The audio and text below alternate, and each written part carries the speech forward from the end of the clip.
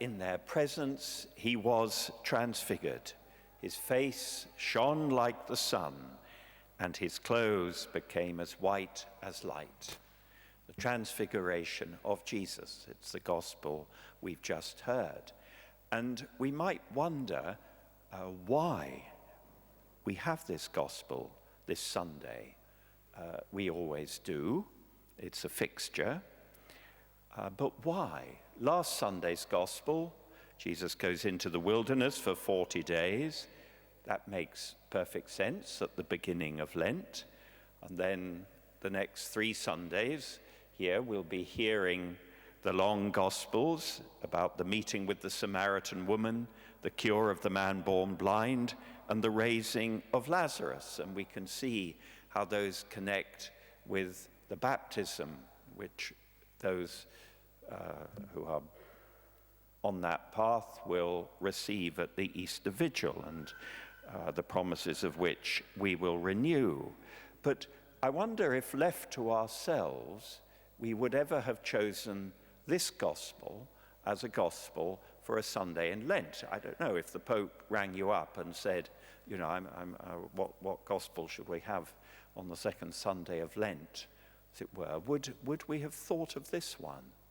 I'm not sure that we would. It doesn't seem to fit, but it's been there for the last 1,500 years, at least. And it was there long before there was a feast of the Transfiguration on the 6th of August.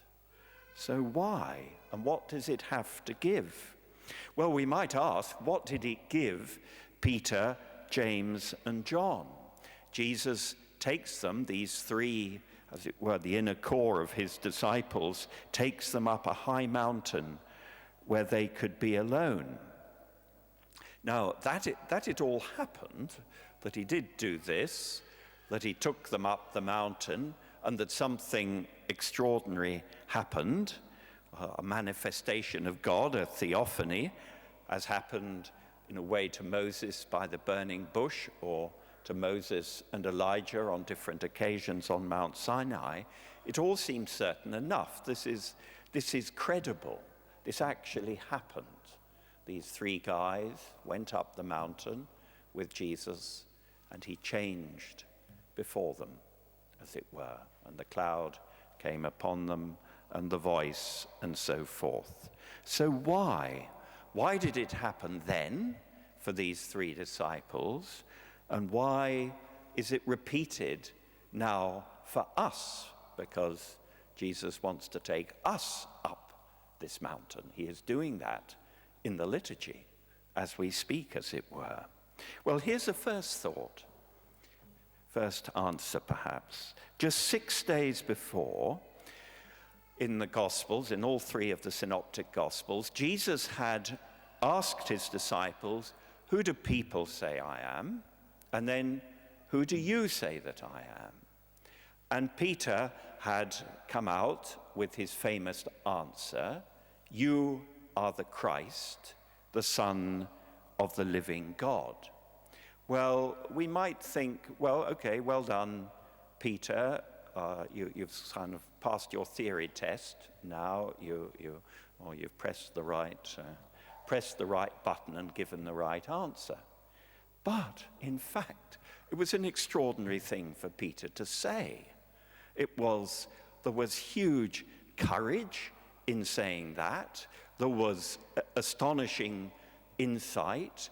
There was great trust. It's rather like Abraham leaving his own world for a land that I will show you. The Lord didn't even say what land it was. And yet Abraham went as the Lord had told him.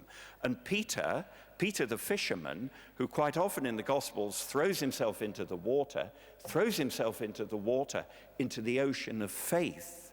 Here, it's a big thing that he does. And so, 6 days later, Jesus takes him and 2 of his fellow fishermen, James and John, up a mountain, which is another different place, like the sea, and was transfigured before them. And Jesus unveils his divine sonship. So it's as if Jesus is saying, yes, I am Peter. I am the Christ. I am the fulfillment of the law, Moses, and of the prophets, Elijah. And then the bright cloud, symbol of the Holy Spirit, overshadows them, and the voice from the cloud, the voice of the Father, rings out, yes, Peter, this is my Son, the beloved. He enjoys my favor. Listen to him. This is the heavenly endorsement, the endorsement from above of what had sprung up in Peter's heart and mind. So maybe there's a first answer to this question. It was to confirm Peter's faith and his friends' faith. It is to confirm our faith. And you know, God does this. We say, don't we, faith comes by hearing. So faith is something we hear. It comes in a way to us as words.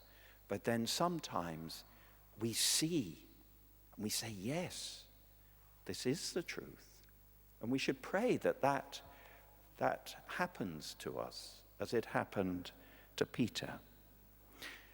Well, let's take another shot at it. You are the Christ, says Peter.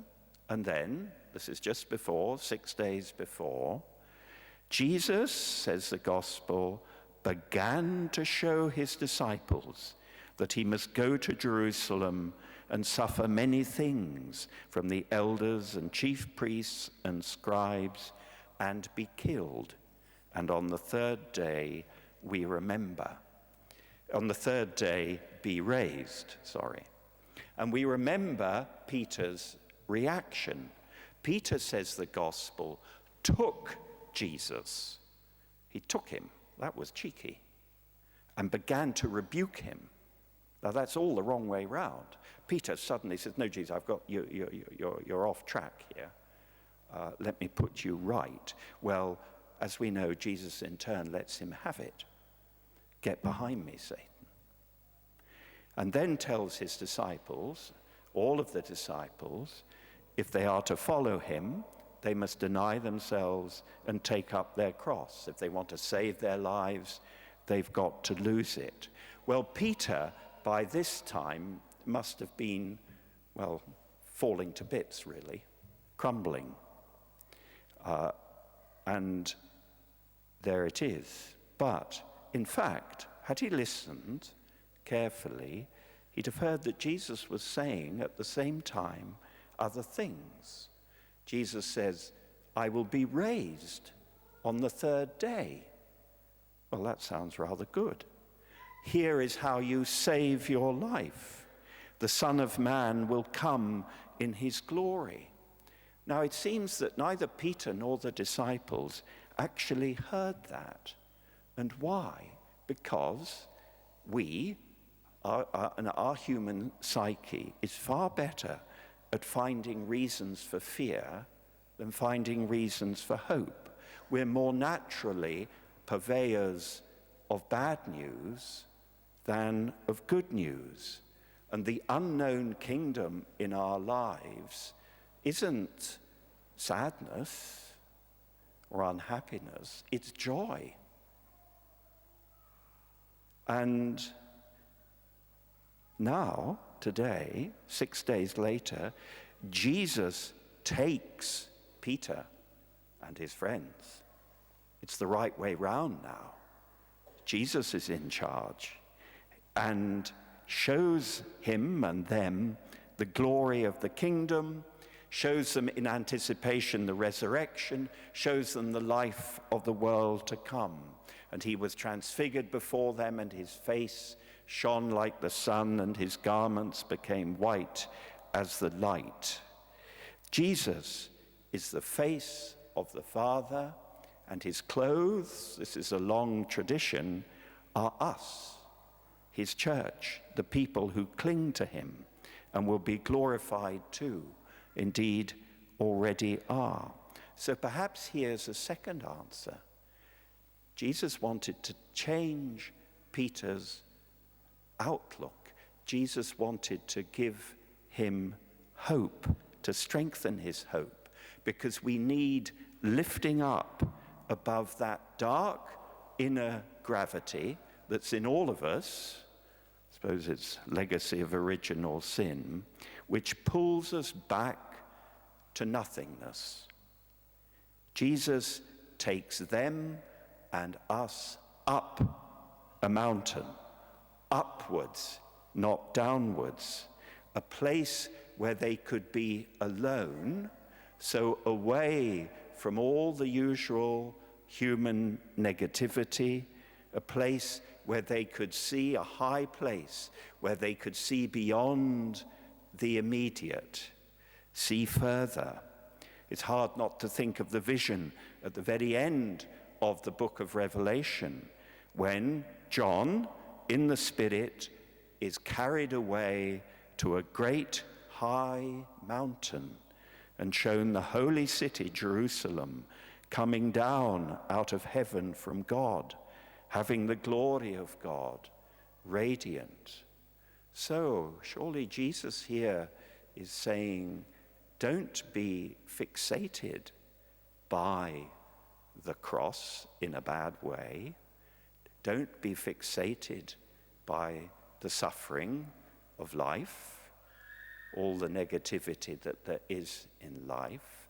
Hope gives us the capacity to kind of accept it, but go beyond it, integrate it, you might say, and yet transcend it. Jesus took them up a high mountain. So first, he confirms Peter's faith. Secondly, he gives him hope. Now, it's often said, don't worry, I'm nearly finished, but it's often said that they were transfigured so that they'd be able to face the cross. Well, that's always baffled me. It's even in the liturgy, I'm afraid, but because they didn't. Well, maybe John did, the beloved disciple, but Peter denied Jesus, and James must have been one of the ones who ran away. It didn't work. But, so what does it mean, that idea? Well, 3 days later, after the crucifixion, when a breathless woman burst in on Peter and John, who were sitting there miserable, burst in with news of a missing body, what did they do? They jumped up and they ran to the empty tomb. Now, why did they do that? Was it, at least unconsciously, the memory of what they had seen on the mountain? Yes, the Transfiguration gives us hope, gives us this capacity to look beyond. There, in their presence, he was transfigured. His face shone like the sun, and his clothes became as white as light. So his humanity, which was born of Mary, his human face, which first formed itself in Mary's womb, his clothes may be woven by her, why not? All filled with the glory of God, not burned up by the divine presence, because we know that through this mystery, God is not a God out to get us. He's not a God in competition with us, who has a down on us. He is one who doesn't abolish, but fulfill, and calls out the beauty that he has put into each of us, and fills it, crowns it with his own beauty, us, our human nature, as it was so with Jesus. So perhaps we can say, not just faith, not just hope are strengthened on this mountain, but love. Because how can we not love a God who wants to do this to us. How can we not love him? Faith, hope, and love. So that's why this gospel is here, I think. So let's climb the mountain with Jesus. We're about to climb the mountain of the Eucharist, are we not? And there too, with the eye of faith, we can see his beauty, his goodness, his truth.